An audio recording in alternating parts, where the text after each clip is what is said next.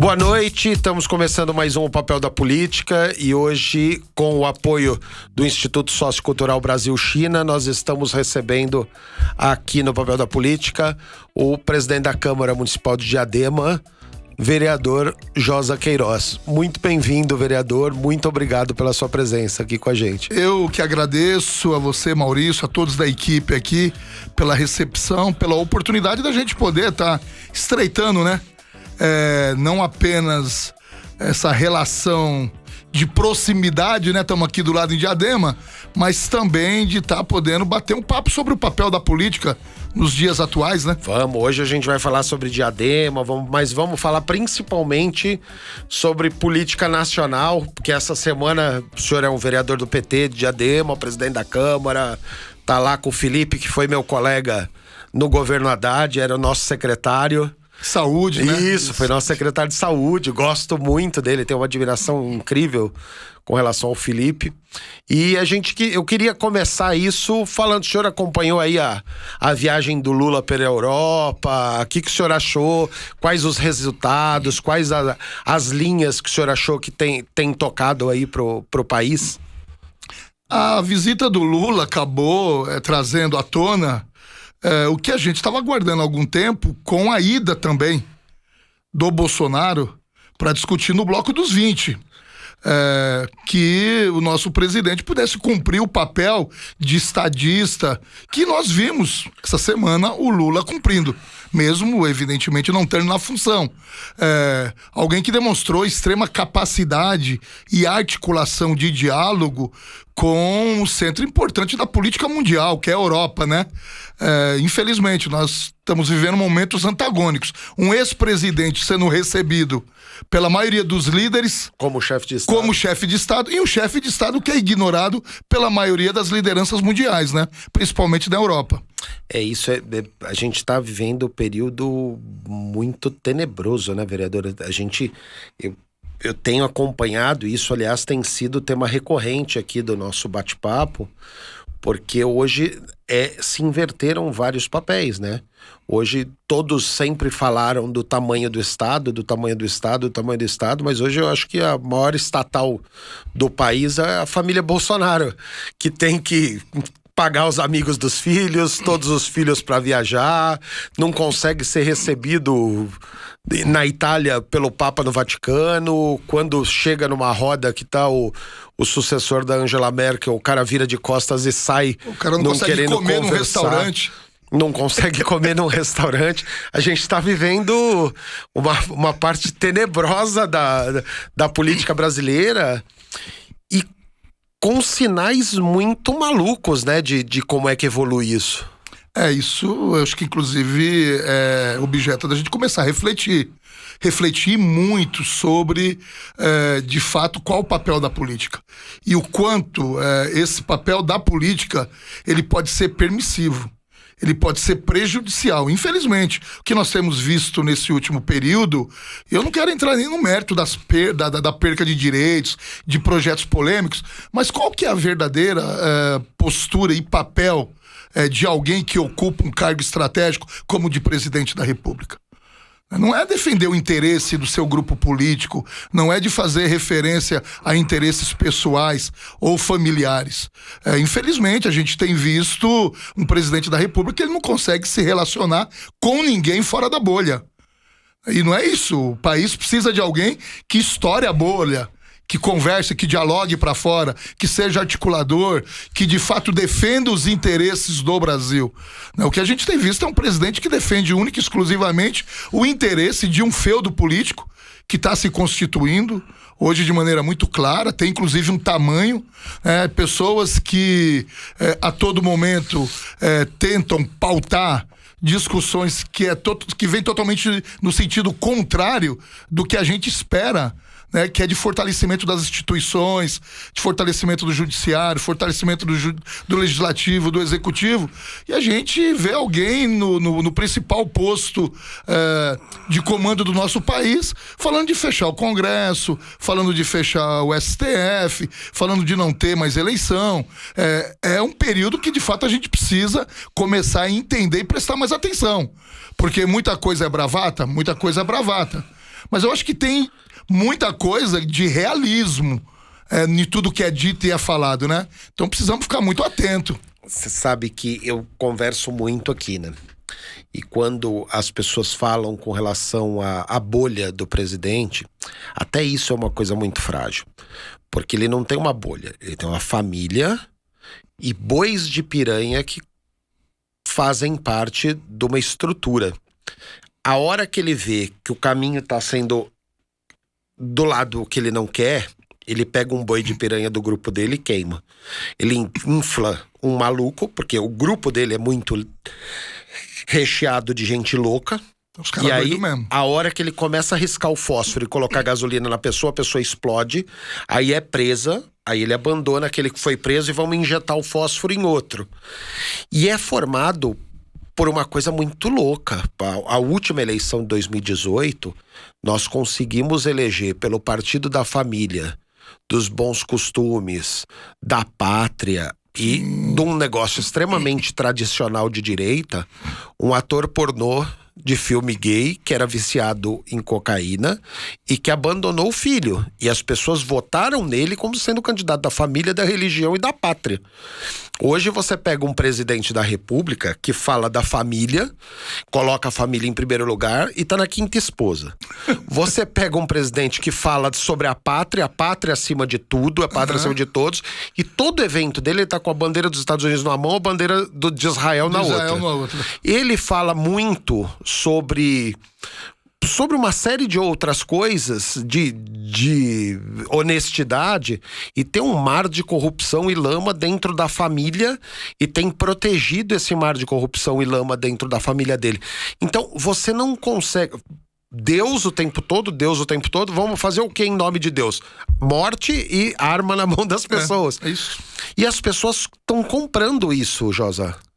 O que mais assusta é isso, né, Maurício? Isso de fato, a gente tem visto na realidade o seguinte, é uma reprodução da hipocrisia em larga escala. Porque você sabe o que mais me assusta nessa história? É que as pessoas estavam precisando de uma referência como a do Bolsonaro para poder expressar qual que é o real sentimento delas. Como que elas enxergam as coisas, como elas veem as coisas, como elas lidam com as coisas. Então, a intolerância, o preconceito, o racismo, cara, é uma coisa que infelizmente está embutido dentro das pessoas. Muitas dessas pessoas, elas tinham, na realidade, uma certa dificuldade de lidar com esses temas em virtude de não ter uma referência que reproduzisse, né? O que elas... E eu não tô falando aqui de elite não, viu, meu? Tô falando de gente na periferia. A marmita de acarajé com camarão isso. Machuca mais do que as pessoas procurando osso num lixo, é isso? É isso, cara. Eu tô falando de gente na nossa família, meu irmão.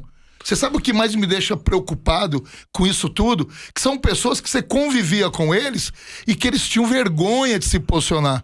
E hoje não, uma parcela dessas pessoas, elas assumem publicamente esse falso discurso moralista, essa falsa defesa da família,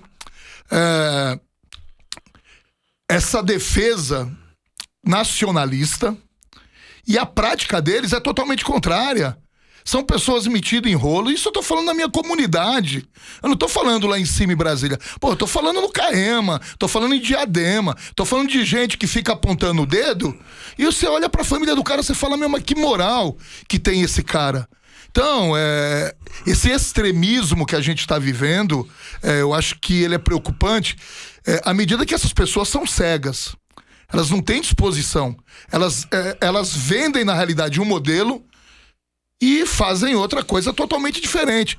E a todo momento eles se reafirmam como as pessoas mais corretas e mais certas do mundo.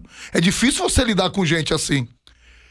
Quantas pessoas que a gente não teve que excluir das nossas redes sociais por conta da última eleição. E aí quando você começa a fazer esse resgate de memória, você fala, meu, mas eu sempre convivi com essa pessoa. Porra, eu não imaginava que essa pessoa pensava dessa maneira. Hoje, além de pensar, eles agem dessa maneira. Porque eles se materializam num cara que está na presidência da República e que reproduz, em larga escala, esse tipo de pensamento. Então, quer dizer, se o presidente pode, eu também posso. Também posso ser homofóbico, preconceituoso, também posso ser racista. Mesmo sendo o cara lascado, ferrado, estando desempregado, tendo que abandonar o carro na garagem porque não consegue mais pagar pelo preço da gasolina. Mas mesmo assim ele continua defendendo esses ideais, é um negócio maluco. Mas, Josa, você deve ter por estar como presidente lá da Câmara Municipal de Diadema, você deve ter uma gama de pessoas que você conversa. Eu assusto às vezes com algumas das pessoas que eu vejo. Quanto disso é gente que está sendo doutrinado e quantos disso é gente que que sempre foi preconceituoso e tá passando pra fora. Por quê? Exemplo é da minha mãe. Minha mãe de 80 anos, ela recebe todos os dias informação mentirosa no celular dela. Pra você ter uma ideia, minha mãe ela trabalhou quase 35 anos como enfermeira de sala de vacina de posto de saúde. E ela dava vacina nas crianças e ela só fez isso a vida inteira dela. Eu cresci com 3 anos, eu ia pro posto de saúde e ficava na crechinha do lado que minha mãe dava vacina. Ela chegou a se questionar se ia tomar a vacina. Quando eu fui buscar, eu falei, mãe, você não. Você fez isso a vida toda, você não pode... Não, mas e se essa marca não foi? Eu falei, me dá a marca de 3 vacinas que você aplicava na sua época que eu nem te levo pra tomar. E ela recebe informação mentirosa todos os dias. É muito maluco porque você tem o pessoal que é maldoso e que sempre teve o racismo dentro de si e solta.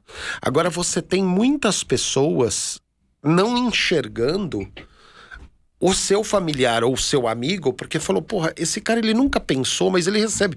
Hoje, por exemplo, os filhos do Bolsonaro, eles nunca trabalharam na vida, sempre foram destinados à vida pública por causa do nome do pai, que independente de se ele é bom, se ele é ruim, sim, ele tem um trabalho e um nome gigantesco que ele começou a levantar a bandeira de pena de morte lá pra trás, de armamento lá pra trás, e ele conseguiu estruturar o nome dele. Todo o resto veio em cima do nome dele.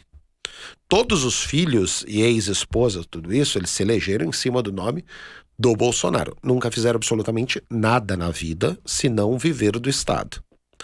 Além disso, você tem uma série de outras coisas de um cara envolvido em rachadinha e comprando a mansão de 6 milhões, outro alugando a mansão fake que custa não sei quantos milhões, mas pagando um valor que não tem de salário. E o filho do Lula que é o milionário ladrão. É muito... Porque você apresenta qualquer pesquisa no Google, mostra essa diferença e tem pessoas que não acreditam porque recebem mentira todos os dias. A gente tem, na realidade, uma rede alimentando isso, né? Os caras, eles se institucionalizaram, né? Um negócio maluco. Recentemente, o ministro Alexandre de Moraes, os caras também ficaram numa sinuca de bico, né? Nós sabemos que existe, nós sabemos que foi utilizado esse mecanismo de mentiras, de fake news, só que a gente não tem como provar. Então, o ano que vem, na eleição do ano que vem, vai ser diferente. Eu acho que é pouco. É pouco porque continua a rede financiada de fake news. Com dinheiro público. Com dinheiro público. E continua... Que o Roberto Jefferson continua em numa escala muito grande. É um negócio impressionante. E tem um nível de profissionalismo, Maurício, tamanho, que, por exemplo, eu não recebo nenhuma mensagem desses grupos. Você provavelmente não recebe. Ou seja, pessoas que são formadores de opinião, pessoas que têm posicionamento muito claro, não recebe. Eles são mapeados e eles não recebem. Quem recebe é principalmente idosos. Pessoas idosas, principalmente pessoas do segmento pentecostal, e não todos do segmento pentecostal, mas esses mais extremistas do segmento pentecostal, dos principais CNPJs, né? Que arrecadam muita grana e que estão deitando e rolando no governo, que é um outro segmento. Estão deitando e rolando. Esses caras estão recebendo os pastores, os mitos, né? da igreja evangélica tá recebendo muita grana do governo federal, um negócio impressionante. E esses caras têm, de fato, um nível de profissionalização muito grande. Quando você fala que faz uma referência aos filhos do Bolsonaro, além de tudo isso, os caras ainda estão por trás de milícia. Os caras organizam dentro dos gabinetes deles, de deputado, de vereador, a estrutura de comando de milícia no estado deles. Ou seja, é uma família do que tem de pior. Eles não se contentam apenas, né, com a corrupção dentro da política, mas eles extrapolam isso para fora da política, principalmente em comunidades periféricas, aonde nem o crime comanda. Quem comanda são as milícias. Ou seja, você paga pela água, você paga pelo gato, você paga pela internet, você paga pela luz, você paga pelo gás, você paga pela van. Os caras não deixam chegar o transporte público para a van poder operar lá. Mano, olha o tamanho da estrutura que esses caras montaram. Isso não é uma coisa que foi constituída da última eleição para cá. Isso é algo que vem sendo trabalhado há muitos anos, né? É uma família realmente que a gente tem que se preocupar. Sabe que quando eu vejo esse discurso do bolsonarista na boca de quem tá lucrando muito com isso, eu aceito. Agora, quando eu vejo o discurso do bolsonarismo em alguém da periferia de Diadema, me assusta num grau, mas me assusta num grau. Você sabe, eu fui subprefeito de Itaquera e eu conheço... Josa, eu conheço usuário de maconha que gosta do Bolsonaro, eu conheço homossexual que ama o Bolsonaro, eu Pai conheço... de santo. Pai de santo. Pai de santo, meu irmão. Pai de santo, eu conheço pai de santo bolsonarista. É uma coisa tão maluca. Lésbica. É uma coisa tão maluca. Tá faltando... Aliás, vou fazer uma provocação aqui, não só do lado da direita, mas se você for puxar a extrema esquerda também, vamos por um ponto muito maluco. Hoje o PSOL e grande parte da esquerda são os representantes de toda a pauta preta do país, de todo o desenvolvimento do negro no país, tudo isso. O Boulos é branco, o do Rio de Janeiro, como que é o nome? O Freixo. O Freixo é branco. Hoje, se você pegar os deputados estaduais do PSOL, você tem Ruiva de Olho Verde, você tem a Sâmia, você tem o Ivan Valente. Sim. No PT mesmo só tem o Vicentinho. Sim. Você entendeu? Pra essa pauta não tem todos os outros que cuidavam muito bem dessa pauta, igual o Ítalo Cardoso que a gente falou hoje cedo, foram perdendo espaço. O PCdoB tem ainda Orlando Silva e a Alessi, que é o único que mantém 100% de São Paulo. Agora, se você for enxergar, o próprio PSOL partiu para uma linha dessa mesmo. Na Câmara Municipal de São Paulo, você tem o irmão do Carlos Gianazzi, é um Bolsonaro. O Carlos Gianazzi tem um trabalho sensacional como professor dentro do sindicalismo, tá? E sempre fez um trabalho primordial. Saiu do PT porque achava que a família Tato ocupava muito muito cargo público, elegendo a família dentro do corpo. A primeira coisa que ele fez foi lançar o irmão, auditor fiscal do município de São Paulo, ganha seus 25, 30 pau como auditor fiscal, abriu mão do salário de vereador, você entendeu? Não tem a menor ideia de quem foi Trotsky, quem foi Lenin, quem foi absolutamente nada, você entendeu? Tem uma outra pegada, mas virou um belo vereador com uma bela votação por causa do nome Gianazzi. Eu acho que isso tem se replicado dos dois lados também, e eu até brinco às vezes. Teve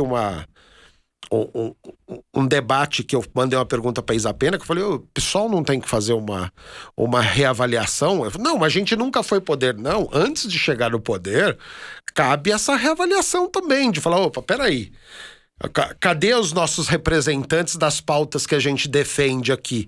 Tá, eu acho que tá faltando muito disso, de quem que vai surgir, da onde, como vai funcionar, tá, para ver como é que vem isso, você não acha? A gente tem acho que um problema aí que são dos excessos, né? Todo extremismo, quando é tratado com excesso, você corre esse risco de você ficar, na realidade, se apropriando de determinadas pautas, construindo essas pautas, mas prática e discurso terem uma distância muito grande. Eu tenho muita dificuldade, inclusive, em discutir alguns temas. Eu vou dar um exemplo. Eu sou um bandista. E dentro do próprio movimento, a gente tem ouvido uma discussão que incomoda muito: o embranquecimento da Umbanda e das religiões de matriz africanas. Mas espera aí, deixa eu entender.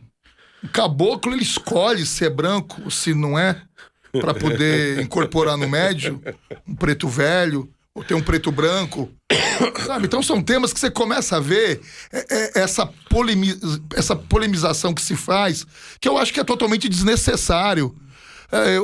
Eu me vejo discutindo e debatendo pauta racial, eu me vejo discutindo e debatendo pauta da mulher, eu me vejo discutindo, debatendo e defendendo a pauta do índio, a pauta do morador em situação de rua, do LGBTQIA+, porque é o seguinte, não são pautas de exclusividade. Um mandato parlamentar, um partido de esquerda, ele tem que ter essa leitura e tem que ter essa visão. Eu não consigo me enxergar como sendo um vereador de um determinado segmento, que eu só defendo o interesse daquele segmento ou daquela instituição, seja ela sindical ou qualquer que seja. A meu ver, o grande erro, por isso que o discurso e a prática acho que tem uma distância muito grande, tá em como você encara. Qual que é o seu papel estratégico? Qual que é a sua função, de fato? Para que serve o seu mandato?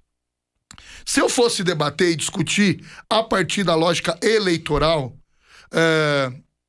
projetos de lei e defesas que eu faço em relação à Umbanda, provavelmente eu não teria sido eleito nos 2 últimos mandatos.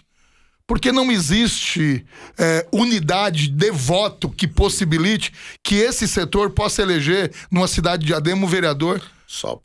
Mas está lá na minha pauta. Só para ilustrar um pouco, eu conheci o presidente da Federação de Umbanda do Estado de São Paulo, que era o pai Jamil Rachid. Pai Jamil Rachid. Nossa, sensacional. Inclusive a Umbanda fez 113 anos, dia 15 agora. Ontem eu fiz uma homenagem. O pai Jamil, ele tem um trabalho sensacional. Ele faleceu, né? O pai Jamil é falecido ou não? Ele tem lá no santuário, né? Em Juquitiba. Mas ele é vivo ainda? O pai Jamil é vivo, né? Eu achei que ele... que eu vi que a federação foi assumida por um outro... Isso. Por um outro rapaz. Eu achei que o pai Jamil tinha falecido. E eu tinha te falado da onde eu conheci o pai Jamil Rachid. Eu trabalhei com o Salim Curiati um tempo. E por coincidências de libanesas, ele dava muito uma força pro Dr. Curiati. E era engraçadíssimo, porque o Dr. Curiati não tinha uma familiaridade com animais. E toda vez que a gente ia pra casa do pai Jamil para conversar, ele tinha a criação de pelado mexicano. É um cachorro que ele parece que ele tá com sarda no corpo inteiro, porque ele não tem nada de pelo. Não tem nada. E tem um tufinho na cabeça. E o Dr. Curiati... moicano. E o Dr. Curiati morria de medo daquilo. E aí, quando você falou na federação que não dá pra ter tudo isso, eu lembrei do pai Jamil, mas achei que já... Porque a meu ver, qual que é o grande problema dessa história toda? E aí quando você faz essa referência também à esquerda, porque o que a gente vê é a tentativa de apropriação de determinadas pautas, como se fosse de exclusividade de esquerda ou de direita. Eu acho isso um erro e uma tremenda aberração política. Eu também acho um erro e uma aberração se tivesse um pouquinho mais de noção das pessoas de entender o que elas querem. Porque tanto na esquerda quanto na direita, muitas das pessoas compram as coisas, que é o que está acontecendo hoje, Sim. muito forte na direita. As pessoas estão comprando discursos e pautas diferente da esquerda, que é um negócio mais certeiro com relação à informação. Da direita as pessoas estão comprando com mentira. E dentro dessa visão... prática da velha política, né? Mas parece que é atual política, né? Então, essa velha política, nova política também é uma coisa que me incomoda demais. Eu trabalhei com o Salim Curiati. Todo mundo taxava, nunca perdeu uma eleição, todo mundo taxava como sendo da velha política. Só que ele era um cara que trabalhava muito na área de social e nunca teve um escândalo de corrupção, nunca teve denúncia, nunca teve nada. Eu conheci Edson Ferrarini Edson Ferrarini. Que foi um coronel da PM de São Paulo, que quando viu que o seu batalhão tinha uma pessoa que era bebia e tinha um problema de alcoolismo, ele foi estudar psicologia para conseguir tratar o cara e tirar o cara do alcoolismo. Depois foi terminar a psicologia para trabalhar com família de usuários de droga e fez um trabalho gigantesco nessa área e afastaram esse cara em nome da velha política e colocaram deputados estaduais da PM que fazem nepotismo cruzado. Um nomeia o marido da outra, que nomeia o filho do outro. E a nova política tem práticas da velha política e pessoas da velha política que foram afastadas em nome da nova política acabaram ferrando. E isso é muito maluco. Existem... Eu dou esse exemplo o tempo todo. A Tabata Amaral. Sim. Se elegeu pelo PDT. Sim, a Tabata. Tá. Deputada federal. Queridinha da mídia, de todos os lados, deputada federal por São Paulo. Se você entrar nas emendas parlamentares dela, ela tem uma emenda de 1 milhão para um professor e um trabalho de astronomia, tá?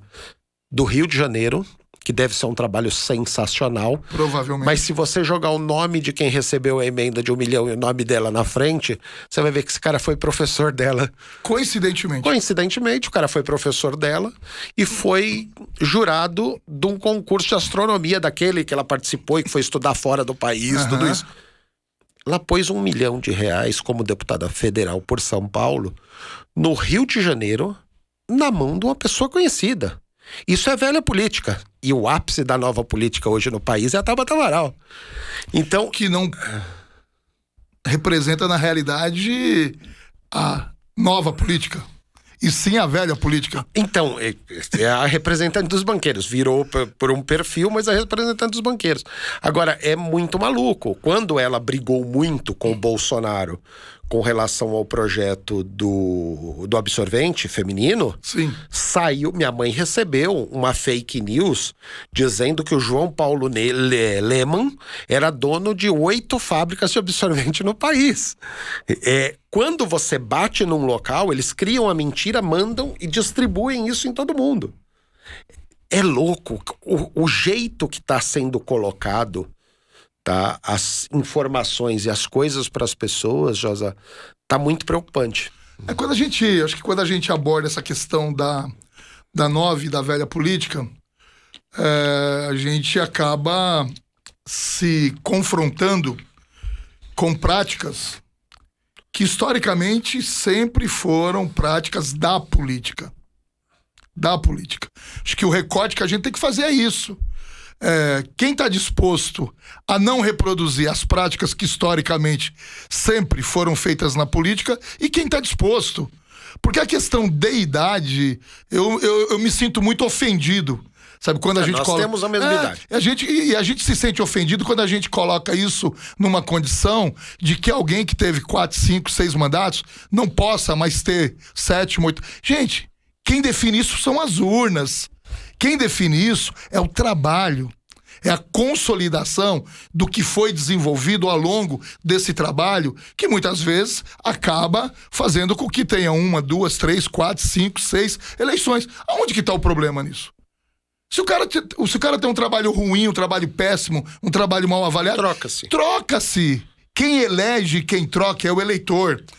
Eu me sinto muito incomodado com esse discurso de que, olha, precisamos renovar.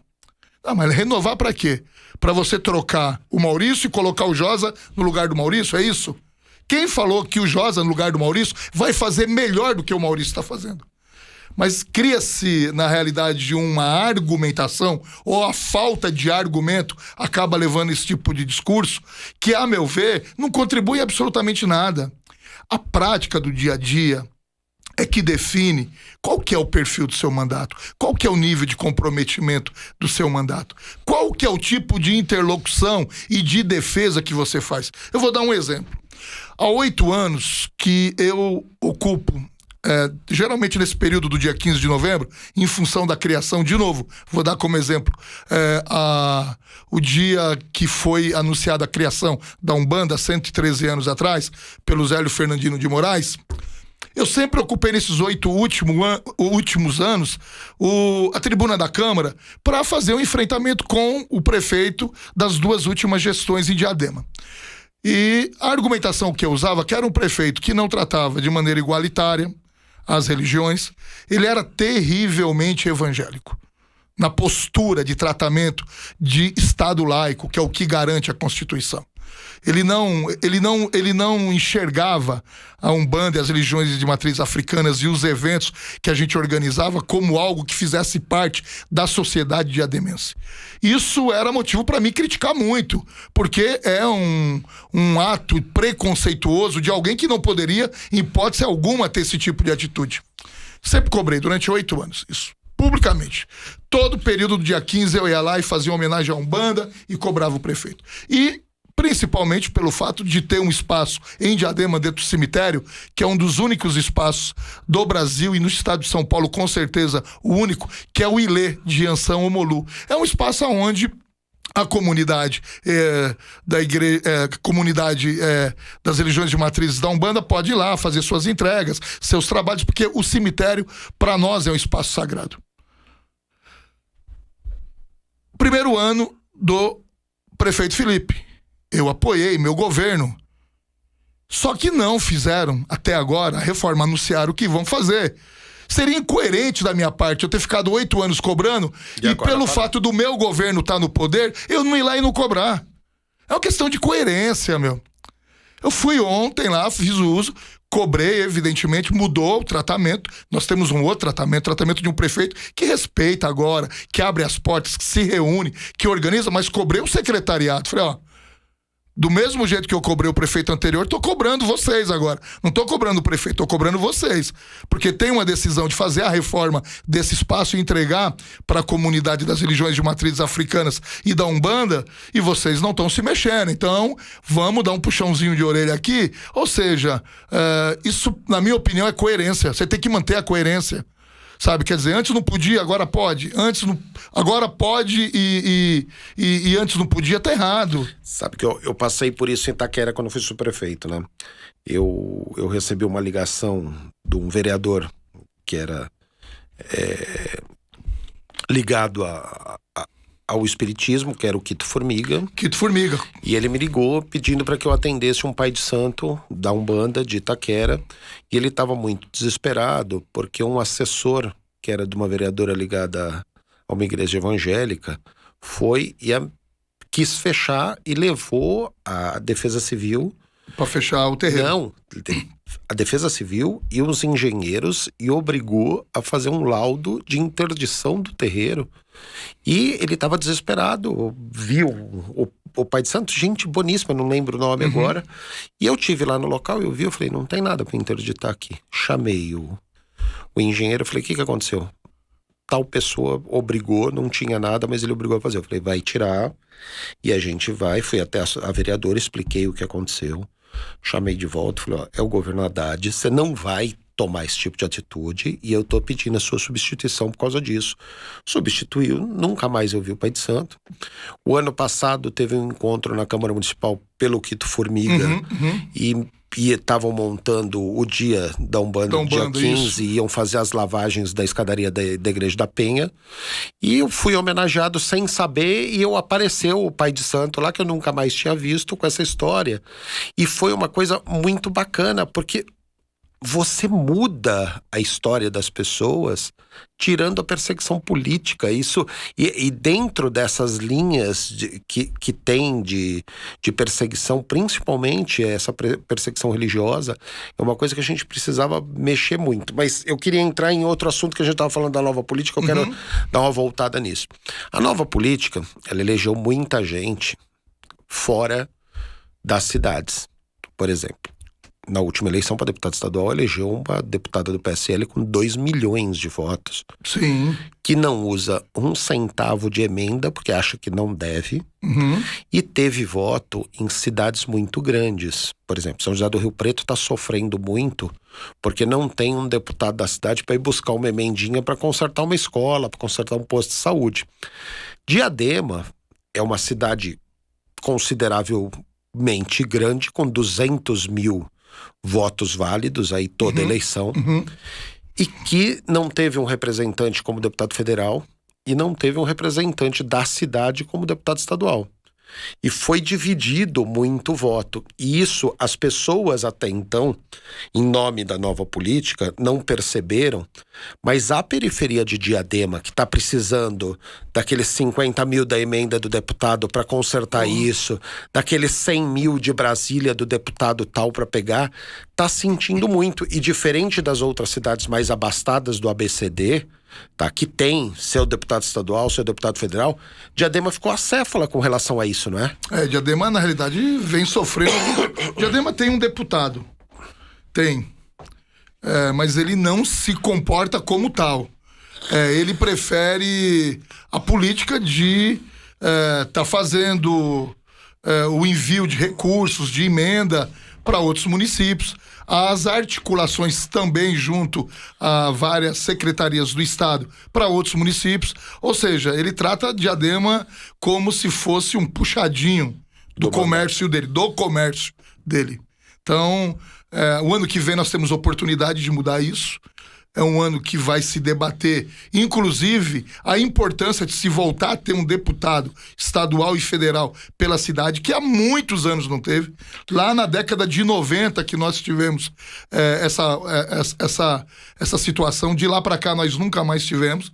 Então, a gente vem debatendo e discutindo muito na cidade a importância de se ter representantes, não apenas para poder estar trazendo recurso, que por si próprio já é muito importante. Porque hoje, cada vez mais, a gente tem uma escassez de recursos do Tesouro para investir. Hoje, basicamente, os recursos de uma cidade é para pagar folha de pagamento e custeio da máquina. Investimento novo, ou é financiamento, ou é emenda parlamentar. Não tem jeito. Ou você financia junto ao Banco do Brasil, Caixa Econômica, ou tem algum programa destinado especificamente para aquela intervenção, com bons projetos, ou emenda parlamentar. Então, você ter um deputado atuante que conhece os problemas do município, no caso de Diadema, não adianta ter um deputado que é do centro da cidade. Você não tem problemas estruturantes no centro da cidade. Você tem no Inamar, no Eldorado, no Conceição, você tem no Serraria, você tem no Caema, no Campanário, você tem em Piraporinha, você tem no Morro do Samba, você tem no Vermelhão, você tem no Vila Olinda, você tem na Carapeba. Agora, eu não vejo esses caras frequentar esses ambientes. E que são berços de cultura e que você consegue desenvolver muito trabalho de desenvolvimento. Muita coisa, você consegue produzir muita coisa. Do ponto de vista cultural, e também são locais que têm muitas necessidades pontuais. Que um deputado com relação periférica, com conhecimento da periferia, pode contribuir muito, sem falar na facilitação que traz você ter um deputado que conhece a cidade na interlocução com o governo do estado, no debate junto às secretarias, para poder debater e discutir temas importantes para a cidade e para a região. A gente tem procurado pautar essa discussão, Maurício, porque nós achamos que é importante Diadema ter um deputado estadual para valer da cidade de Diadema, porque o que a gente tem visto nas últimas eleições é que Diadema virou um grande pesqueiro. E para alguns deputados não é nem pescaria de varinha, não. É arrastão. É arrastão de voto. E proporcionalmente o que esses deputados devolvem para a cidade é insignificante. E não é apenas do ponto de vista de recurso. É do ponto de vista de vivenciar os problemas da cidade, de acompanhar, de estar no dia a dia, sabe? De estar ouvindo determinadas comunidades. Nós temos em Diadema uma organização popular muito grande. Temos dezenas, centenas de associações de luta por moradia, associações de moradores de bairro. Temos associações de vários segmentos e organização de entidades e que, infelizmente, a sua grande maioria tem muito pouco espaço para poder produzir política e produzir articulação política a partir da relação do deputado na Assembleia. Por um motivo simples. Os caras vão lá, pega a votação, pega voto, se manda, vão embora, some da cidade, aparece 4 anos depois. Então, a gente precisa, de fato, ter em Diadema um deputado que vive, que vivencia, que respira, que quando fala numa determinada rua e travessa, ele não vai pedir licença e vai no cantinho colocar no Olha Pai no Google Waze. ou no Waze para poder identificar do que nós estamos falando e de onde nós estamos falando. Então, eu tenho feito esse debate, tenho defendido isso publicamente, que chegou a hora de Diadema ter um deputado estadual e federal para valer, da cidade. E para principalmente conhecer as linhas. Diadema sempre foi um polo muito interessante até para São Paulo.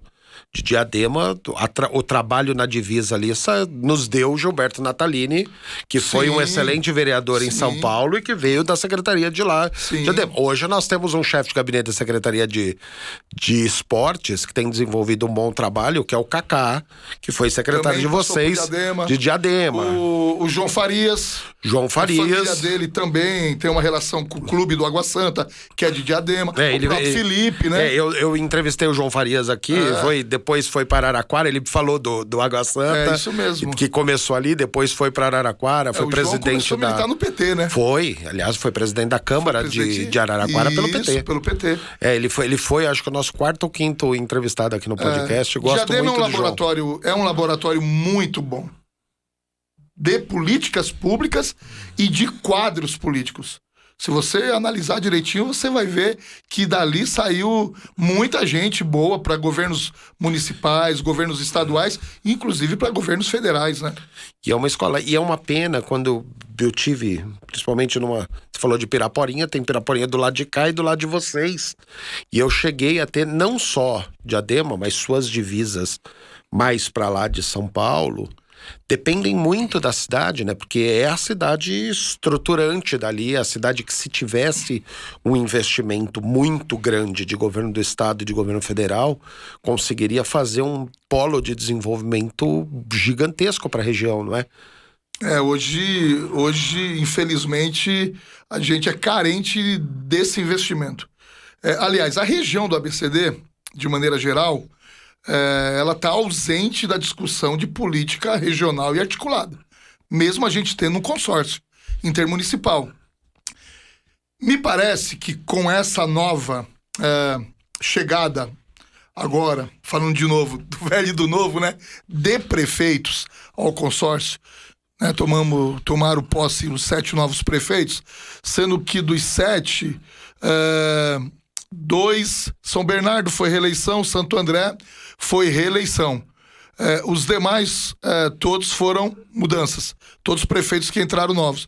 Então, me parece que agora existe uma sinalização de se debater e discutir política regional de maneira articulada. E o consórcio tem desenvolvido um belo trabalho. O Acácio foi meu colega aqui na Prefeitura de São Paulo e é um excelente quadro. O Acácio está fazendo um belíssimo trabalho lá, né, através do Paulinho Serra.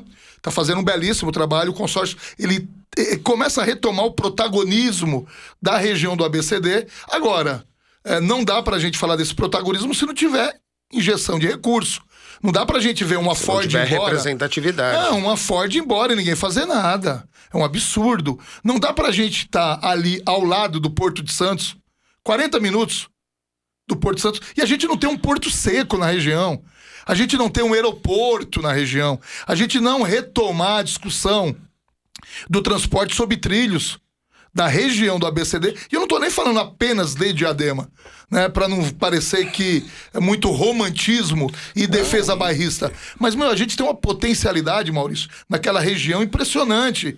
E nós não percebemos que existe aporte de recurso do governo do estado e do governo federal em relação a isso. Aí você vai falar, não, mas isso é um problema de falta de investimento para todas as regiões. Não é verdade. Regiões que têm deputados com capacidade de articulação, que brigam pela sua região, têm uma tendência de ter um aporte de recurso e de investimento maior. Vamos lá. Nós temos 2 deputados federais e 5 estaduais na região do ABCD. Como é que você não consegue pautar com 7 deputados pautas estratégicas regionais? Como é que você não consegue, de fato, ter uma bancada articulada do ABCD para defender os interesses do ABCD? Não quero aqui com isso fazer qualquer crítica em relação ao trabalho dos deputados, que eu, inclusive, respeito todos eles, na sua grande maioria, mas me parece que falta muita articulação. Essa é a impressão que a gente tem. Falta muita articulação coletiva para debater, discutir e defender de maneira articulada os interesses da região do ABCD. Sabe que aí, vindo para uma autocrítica com relação ao PT, isso eu vou falar, não deixando para você isso. Mas a minha impressão, tanto com Santo André como São Bernardo, sempre foi uma implosão de gente do mesmo time e que fez com que a oposição entrasse de uma forma muito grande, assim como São Paulo.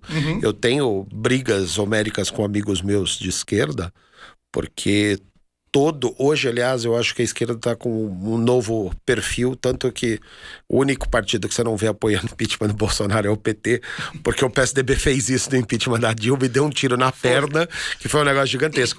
Mas se você pegar toda a evolução da política de Santo André e São Bernardo, não era para ter surgido a oposição que surgiu se as pessoas do PT não tivessem se matado em Santo André entre eles mesmos. A manifestação que derrubou a Dilma começou em 2013 dentro do PT pelos 20 centavos. Depois teve uma manifestação gigantesca para desestruturar o Haddad. E depois eu culpo e falo para todo mundo isso, o grande responsável pelo impeachment da Dilma, o senhor Luiz Inácio Lula da Silva, que se não tivesse feito média no país e tivesse terminado o primeiro mandato da Dilma e falado: tô voltando, que o cargo é meu, a senhora vai ficar um mandato só. Se não tivesse indicado o primeiro negro da história do Supremo, Joaquim Barbosa, tivesse pego o Vicentim colocado no lugar de Joaquim Barbosa como primeiro negro da história do país, seria outra coisa. E se tivesse aparelhado o STF e não nomeado quem nomeou para fazer média, a primeira mulher da história do coisa, o primeiro negro da história do Supremo, o primeiro não sei o quê, vamos ver se que olha que primeiro Lewandowski. Primeiro. E aí, se tivesse montado uma estrutura de aparelhamento que todo mundo acusa, não tinha tido impeachment, não tinha acontecido nada. Se ele fosse o presidente, não aconteceria nada e não tinha surgido o Bolsonaro. Grande responsável do surgimento desse louco que nós temos por aí é, primeiro, essa média. O PT nunca reelegeu um vereador na cidade de São Paulo, porque o PT implodiu o governo da Luiza Erundina, o PT implodiu o governo da Marta e o PT implodiu o governo do Haddad. É uma coisa muito maluca, porque você olha, e eu lembro das histórias, o Haddad, ele tinha como a única queixa, reduziram a velocidade da marginal e ele fez ciclovia de forma intempestiva. Aí o resto do transporte, tá bom, mas ele reduziu a velocidade da marginal. Aí as finanças, finanças foi bem, ele fez o acordo com o governo, reduziu o endividamento da cidade, mas ele reduziu a velocidade das marginais. E segurança, foi bem. E cultura, maravilhoso. Educação, sensacional. Mas e aí? Ele reduziu a velocidade das marginais. Foi um negócio tão imbecil que se tivesse regulado os radares, para 50%, mas falar, gente, a gente tá reduzindo para 50%, mas só vai multar a hora que passar nos 70%, tá bom? Vamos enganar a população aqui. Ninguém tinha tomado multa, ninguém tinha ficado nervoso, você entendeu? E não tinha o que falar do governo do cara. É muito maluco toda a linha que faz. E o ABC sofre muito disso. Diadema, agora vocês voltaram, mas vocês perderam uma grande... Eu lembro, eu sou da década de 80 da política. Passou pelo ABC os Daniel Marins da vida, que eram horroroso como deputado. Isso daí foi passado. Agora, dentro dos partidos de esquerda que sempre dominaram o ABC, a implosão foi dentro do partido mesmo, José, não foi de fora. Deixa eu te falar, Carol, essa é uma discussão interminável. Eu tenho um ponto de vista muito, muito claro em relação ao que levou a Dilma ser impeachmentada. Evidentemente que não se trata única e exclusivamente de um problema de pedalada ou de um ato de moralização do Congresso. tivemos vários outros interesses que foram expostos de maneira muito explícita, inclusive, né, no impeachment da Dilma. A meu ver, faltou muita capacidade de se debater e discutir para valer política. Não se faz política nesse país sem dialogar com o parlamento.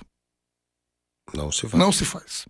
Não se faz. Em qualquer esfera, seja federal, seja estadual, seja municipal. O prefeito não governa sem a Câmara. O governador não governa sem a Assembleia. O presidente não governa sem a Câmara dos Deputados. Então, além disso, é evidente que houveram outros problemas de relacionamento. Agora, a gente vai ficar... Discutir o PT é um processo de mestrado, de doutorado. O PT não é para Pra amadores. Não é para amadores. O PT é um partido... eu tô no PT desde 89. O PT é um partido... seu pai foi vereador? Meu pai foi vereador também, né? Um dos caras que participou do processo de organização do partido, entendeu? O PT é uma instituição muito forte. E, de fato, é uma instituição que você tem vários agrupamentos políticos, várias tendências, várias correntes em algum momento, hoje muito menos, que pautam e debatem permanentemente suas posições internas. Em algum momento, essas posições, elas acabam se materializando externamente em disputas. Mas isso é processo para a gente debater, para a gente discutir e ficar aqui pelo menos mais uns 2 programas. Agora, a gente não pode de forma nenhuma desconsiderar a importância que tem o PT enquanto instituição. Concordo com você. O formato do PT de debate e de discussão é único nesse país. Não existe nenhum outro partido que esteja estruturado da forma como o PT está. Mas, só cutucando, na década de 80, quando apareciam os loucos de convergência socialista, vocês expulsavam pra montar PSTU. A convergência... Vocês expulsavam... Vai montar o PSTU, não me enche o saco aqui. Vem cá, mas a convergência não queria governar, e o PT queria governar. Foi o que aconteceu. Eu militei na convergência. Eu fazia política estudantil na época, eu lembro do pessoal chegando e gritando loucura, demência, chegou a convergência. Eu era novinho. Sensacional. Eu era novinho, participei, eu me lembro daqueles primeiros congressos, eu cheguei a militar na Convergência, passei pela DS, ou seja, eu conheço... A DS já mais tranquila. Eu conheço o PT muito bem por dentro, e eu posso assegurar, não existe, do ponto de vista de instituição partidária, nenhum partido que faz um processo de eleição direta. É verdade. Que escolhe os seus representantes nacional, estadual e municipal. Nós acabamos de sair, estamos concluindo o processo de discussão, de debate e de escolha dos setoriais, mais de 30 setoriais que estão tendo eleição de segundo turno, como mulheres, igualdade racial. Isso demonstra uma pujança de debate, de discussão e, evidentemente, de materialização de divergências. Isso acontece. O problema, e aí eu tenho uma tendência a concordar com o que você falou, uma tendência. Meus companheiros do partido que vão Foi acompanhar... eu que falei, não foi Não, que vão... Mas quem me conhece dentro do PT sabe que eu nunca fiquei no muro. Tem uma tendência de que quando essas discussões, quando essas disputas internas, elas se materializam no governo... É muito complicado. A gente viu o resultado em Santo André, vimos o resultado em São Paulo, vimos em Diadema, e a gente convive com isso quase que cotidianamente. Você ser governo é você administrar, inclusive, divergências de ordem ideológicas. Tem que saber disso. Nós não vamos assumir um governo, seja do município... O Lula passou 4 eleições. Enquanto ele não colocou lá o Zé de Alencar, um empresário, e ele não sinalizou pro mercado de que o PT não iria fechar os bancos, de que o PT não iria invadir a casa das pessoas, comer as criancinhas, e por aí vai, as coisas e aberrações que nós ouvimos a vida inteira. Quando o Lula começa a dialogar com todos os segmentos, quando o Lula consegue convencer, já no seu metade do primeiro pro segundo governo, o mercado de que o melhor movimento que se tinha a fazer era inverter a lógica de distribuição de dinheiro nesse país, as coisas fluíram e andaram. Então, o PT, evidentemente, que do tamanho que tem seus problemas, nós sabemos disso. Agora, eu sou um defensor nato de que o PT ele faz muito bem para a política. E o PT tem aprendido. O PT tem crescido. O PT ele tem assumido internamente, inclusive, discussões que há 30 anos atrás, seria impossível, inclusive, de se pautar em reuniões internas sobre qual modelo de Estado, sobre o modo de governar, sobre a construção de relação de base aliada. Esse debate é um debate eterno sobre a relação partido e governo. Nossa, isso é uma coisa histórica até hoje. O povo quer discutir relação... Como quer discutir relação partido e governo? Peraí, meu irmão. Governo é governo, partido é partido. O partido das diretrizes, orienta e tal. Mas o partido não vai governar. Quem vai governar é o governo. E o governo tem que governar para todos. Pros petistas, pros não petistas, para quem é eleito pelo PT, para quem não é eleito pelo PT... Para quem não pertence à política partidária, é isso, governar é um negócio maluco. Mas, deixa eu te falar uma coisa, Maurício. PT faz bem para esse país. E o ano que vem nós vamos ter a oportunidade de voltar com a candidatura do Lula, uma candidatura consistente, sólida. Porque Talvez do Haddad para governo do Estado. Talvez do Haddad para o governo do Estado. Eu acredito. Estou defendendo muito a candidatura do Haddad. Eu acho que é uma das melhores candidaturas e um dos melhores cenários que o PT... teve nesses últimos... Para governo do Estado? 20 anos. Para governo do Estado. É que eu acho que o cenário para governo do Estado com Rodrigo Garcia, Alckmin, Haddad, Boulos, o Estado de São Paulo nunca viu esse quadro de possibilidades para poder votar. Eu acho que vai ser uma eleição muito que boa. Ninguém nunca viu, porque muito nós boa. Nunca tivemos esse quadro. A última vez que teve uma briga muito, muito pesada com quadros possíveis foi o do Maluf com o Mário Covas em 98. 98, é isso De mesmo. lá pra cá nunca teve quadros possíveis. Consolidação do modelo do PSDB. Então, esse modelo, eu acho que de disputa que vai acontecer e de cenários que está se desenhando, eu acho que é muito interessante para o Estado. Muito interessante. Muito interessante. E a possibilidade da gente ter não mais a polarização num primeiro turno... No governo do Estado. No governo do Estado. Federal, acho não, que não para governo do Estado, não. Para governo do Estado tá dado já. Tá polarizado. É Lula e Bolsonaro.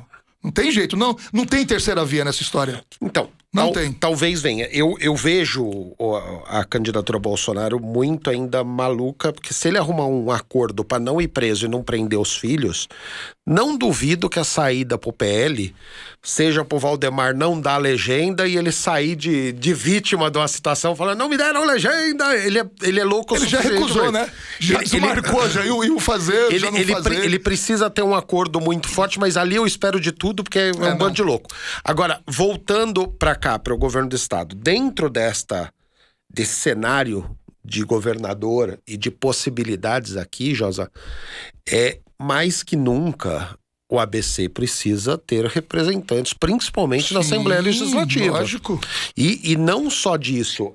Eu ia te fazer uma pergunta quando a gente começou, que é o seguinte: a política, principalmente PT e PSDB, na grande São Paulo, tem muitos marcos de candidatos oriundos de alguns estados do Nordeste que têm seus núcleos. Por exemplo, o Piauí tem candidatos com um fortalecimento em Osasco, em alguns cantos, muito forte.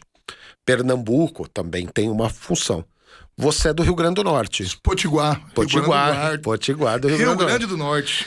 E a gente não vê muito o grupo de potiguares no estado de São Paulo. Tem muita gente? Olha a oportunidade pro ano que vem. Ó, deixa aí, ó. Tá vendo? Você que é potiguar, o ano que vem, ó. Quem sabe você não vai ter um representante na Assembleia. E isso é muito... Porque não tem muito... Eu fui uma vez num encontro aqui na Zona Leste, em Vila Formosa, do encontro de pessoas da colônia do Piauí. Tinha deputado do PT, vereador do PSDB, integrante do governo Alckmin. Acho que o Alfredinho, né? O vereador Alfredinho é do Piauí, né? Alfredinho é do Piauí. Eu já lembro o nome do vereador de Osasco, que sai sempre deputado estadual e tem voto só de piauiense. Tá? E você, o Alfredinho é o primeiro suplente de deputado federal, hoje é do Primeiro PT. suplente de deputado federal. Tá? E aí você olha, pernambucano também tem muita Sim, gente, tem. Cearense tem um grupo de gente, agora Potiguar não tem nenhum. Você tem mapeado as pessoas naturais de Rio Grande do Norte, aqui no estado de São Paulo, ou não existe um mapeamento desse? Não, eu não tenho. Eu não tenho. Deve ter com certeza, mas eu não tenho. Nós temos em Diadema, a partir da trajetória política do meu pai, do saudoso Zé do Norte, uma organização dos nordestinos. Então, inclusive, nós temos uma festa que é muito tradicional. Ela deixou de ser realizada no governo passado porque não existia nenhuma disposição do governo de fazer isso conjuntamente conosco. A gente fazia de maneira sem a presença da prefeitura, e aí eles começaram a dificultar, inclusive, a liberação de alvará para organizar esses eventos. Nós achamos melhor suspender. A pandemia veio aí, a gente parou realmente com essa possibilidade de retomar esses eventos, mas a gente pretende o ano que vem estar retomando, que é o encontro da família nordestina. E aí, na realidade, abrange muito mais do que apenas os piauienses, do que os potiguares, mas Mas uma associação potiguar não tem? Não tem. Eu não conheço.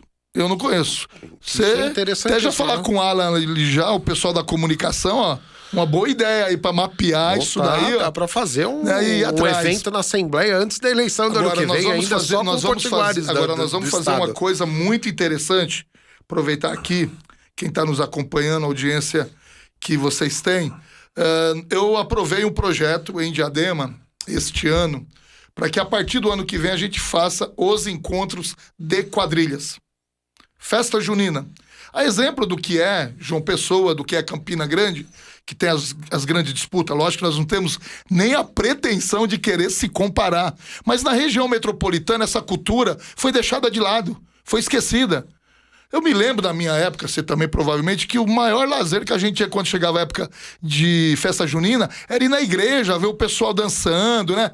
Comer as comidas típicas, escutar aquelas músicas tradicionais lá do Nordeste. Hoje você vai na festa junina, você não tem quadrilha, você não tem música tradicional e você não tem comida típica. Negócio maluco, né? Vou te apresentar o Pedro. Opa! Deixa eu te falar o que acontece. Não tem no ABC. Hoje eles buscam espaços e as quadrilhas de festa junina da cidade de São Paulo e da Grande São Paulo. Aliás, o Pedro é seu vizinho, ele mora na divisa de Diadema. Ah, é? Ele é presidente da Federação das Quadrilhas Juninas da cidade de São Paulo. Ele é convidado todo ano para ir para João Pessoa, com um grupo gigantesco. E eu conheci o Pedro ano passado e eles ensaiavam no fundo de um abrigo ali no centro da cidade de São Paulo. E eles têm um trabalho lindíssimo na área de quadrilhas. Vou te passar o telefone. Existem, no estado de São Paulo, tem 4, 5 quadrilhas que disputam um campeonato só fora, e são aquelas quadrilhas super ensaiadas que vão no Domingão do Faustão de junho. Só que ninguém acha esse pessoal, porque eles não conseguem. Todos são muito bem de vida, muito bem estruturado, e eles fazem isso por hobby. Eu vou te passar o contato. Então, a nossa lei, ela institui no município de Diadema um encontro anual. Então, todos os anos, no mês de junho, vai ter que ter um encontro. A ideia é que nos bairros a gente possa estimular essa disputa saudável entre as quadrilhas, se organizarem e fazer um grande encontro na Praça da Moça para fazer o grande encerramento. Você tem a federação que pode te ajudar nisso. Eu vou te apresentar. Terminando, eu te passo o celular do Pedro. Pode ligar em meu nome. Não. O que ele é empolgado, ele e o marido, eles são pessoas sensacionais e eles desenvolvem um trabalho de cultura de quadrilha. Sim, que é muito bacana. Muito rico. Eu conheci, Maurício, por intermédio de uma galera lá do bairro mesmo. E eu comecei a... Gente, peraí. Não é uma coisa mecânica. As coreografias as músicas. Você fala, uma coisa que te entusiasma. E eu comecei a perceber, mas quem é esse povo? Comecei a ir atrás. Aí eu comecei vendo o caso lá em Diadema, e o nome desse núcleo de quadrilhas que tem lá é Juntos e Misturados. Então, eles mandam buscar roupa no Ceará, mandam produzir as roupas, fazem eventos durante o ano inteiro para arrecadar dinheiro e para se apresentar gratuitamente. Meu, sensacional. Chama Sacode a Poeira. Sacode a Poeira, aí, ó.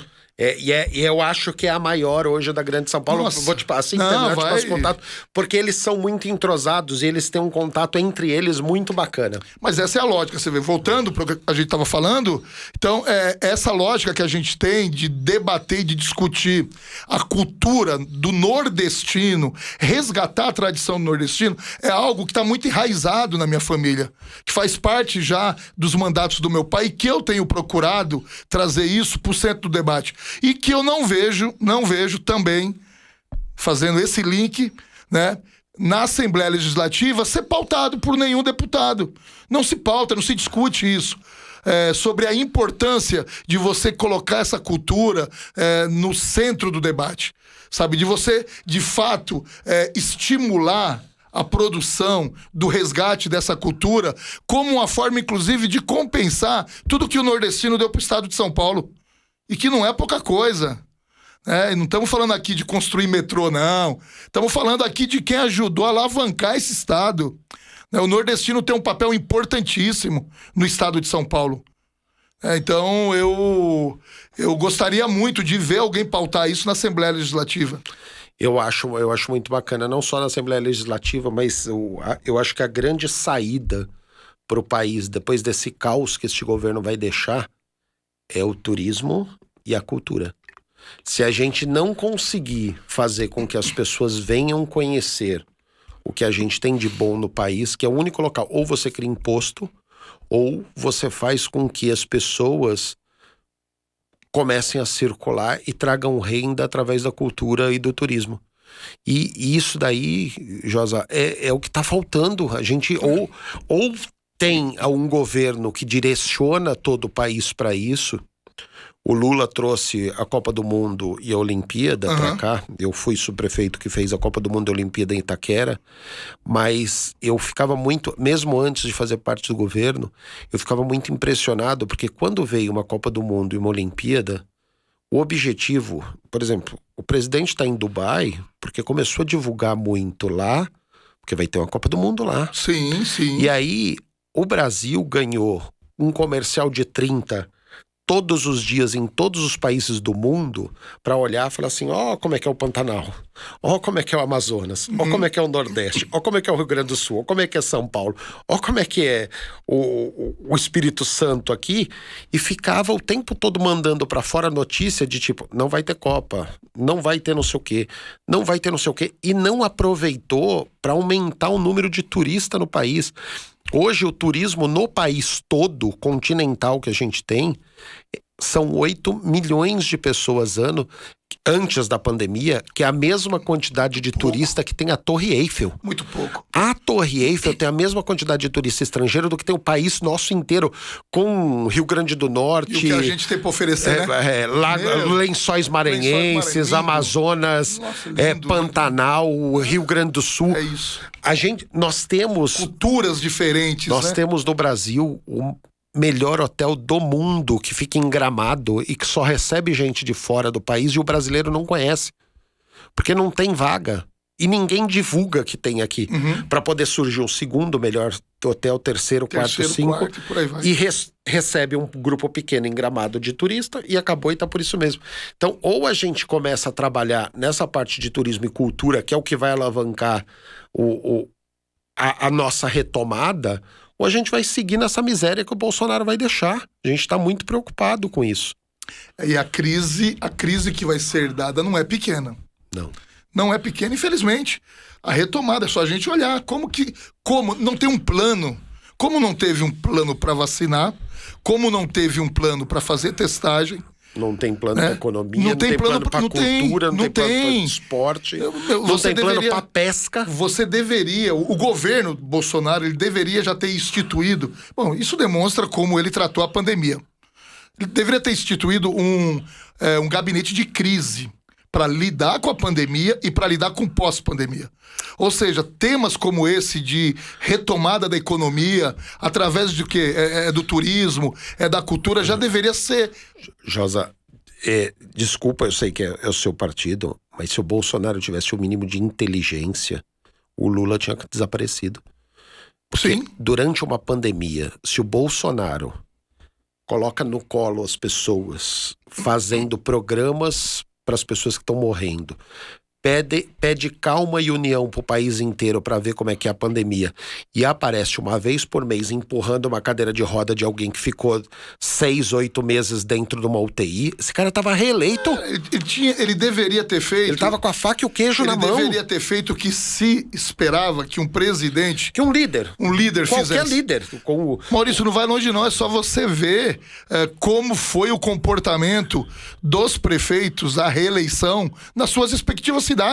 Prefeito que abraçou essa causa, ganhou. Que vestiu de fato a camisa do SUS, que foi lá, que investiu, que parou, vamos parar com tudo. O foco agora é cuidar da cidade, é cuidar de quem tá morrendo. Todo mundo se reelegeu. Todo mundo se reelegeu.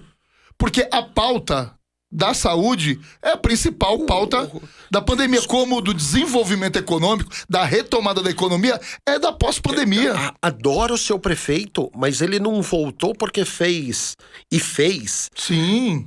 Governos extraordinários em Diadema. Ele voltou porque ele é médico. As pessoas Felipe, muita gente... engenheiro. Mas e o que ele tem tanto a ver com saúde? Ele é fissurado. Eu sempre jurei que ele fosse médico. O Felipe, ele é fissurado na saúde. Pra você ter uma ideia, o Felipe é engenheiro? O Felipe, deixa eu te falar aqui uma história. Em 2002, nós tivemos uma crise violenta. Foi o segundo mandato dele, estava retornando. Uma crise violenta na saúde. O Felipe, o pai dele era médico. Ah, é? O pai dele era médico. O Felipe colocou um jaleco. Ele mudou o gabinete da prefeitura para dentro da Secretaria de Saúde. A partir dali ele começou a constituir a retomada, a reorganização de toda a rede, a construção do quarteirão da saúde. Ou seja, as pautas dele como deputado foram na área de saúde. Na área de saúde. Ele foi secretário de saúde da cidade de São Paulo. Da cidade de São Paulo e engenheiro. E pra mim era médico, porque o trabalho que ele tinha e o cuidado que ele tinha com a saúde quando eu acompanhava, eu sempre achei que fosse... E gosta muito. Eu falo isso porque eu trabalhei do lado do Felipe. Eu fui secretário de habitação dele durante os 2 governos dele, o governo de 2000 a 2008, os 2 governos consecutivos que ele teve. E eu sou testemunha do quanto que ele se dedica, o quanto que ele se preocupa, o quanto que ele se compromete internamente no debate entre secretários com a pauta da saúde. Sabe? E não mudou não, viu? Ele voltou com muito mais comprometimento em mudar a realidade da condição que nós herdamos do governo passado da saúde no município de Diadema. Tanto é que já desapropriou uma área para construção de um novo pronto-socorro, vai construir o Hospital Municipal de Diadema, aonde funciona a prefeitura. Ele vai desalojar o gabinete do prefeito, vai desalojar 5 secretarias para construir um novo hospital. Ou seja, a pauta dele sempre foi a pauta da saúde. Bacana. Bom, Josa, estamos estouradaço fechado, aqui. Né? Tá, queria agradecer muito a sua presença, pedir para você colocar suas considerações finais, falar pro pessoal aí de Diadema que só recebi... Todo mundo que eu conversei que era da região da Zona Sul, eu falei pra você, hoje eu encontrei com o Ítalo Cardoso na Câmara Municipal, falou muito bem de você. O dia que te convidei pra vir pra cá, eu tava na frente de um amigo ali de Heliópolis que falou demais de você, que foi o Buiú, e eu tive muitas referências muito boas. Fiquei muito impressionado com o seu trabalho à frente da Câmara Municipal de Guarulhos, de Diadema, tá? Fiquei muito impressionado com o trabalho que você tem executado em Diadema. E essa linha vai o meu conselho lá para buscar a família Potiguar no estado de São Paulo. Gostei, é uma viu? Coisa interessante. Gostei. Eu sou dessa coisa. E, estamos à disposição. Quando você quiser, a gente tá aqui. Eu queria que você desse considerações finais aí. Pô, Maurício, só queria agradecer você, toda a sua equipe, pela recepção, carinho, pela oportunidade da gente poder estar se utilizando desse novo espaço que a gente tem de diálogo, de debate, de se apresentar para fora de Diadema. O ano que vem é um ano que tem muita coisa que está em jogo. É um ano de disputa para presidente, disputa para o governo do estado, é um ano de disputa nas assembleias legislativas dos respectivos estados. Em São Paulo não vai ser diferente.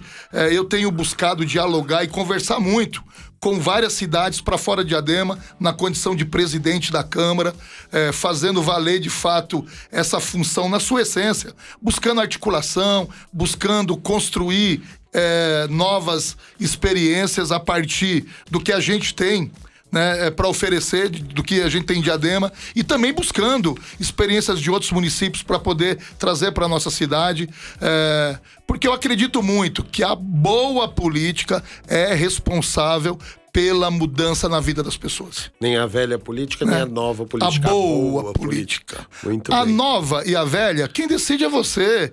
Quem decide é o eleitor. Se ele avalia de maneira positiva ou de maneira negativa o trabalho de cada um. Eu sou favorável à boa política e é isso que eu tenho pregado, tenho feito. E mais uma vez agradecer demais pelo papo. Para mim, eu ficaria aqui mais 2, 3 horas, 4 horas, porque uma boa conversa a gente não tem hora para acabar. Vamos marcar outras pra gente esmiuçar mais Diadema e pra gente conversar mais sobre isso.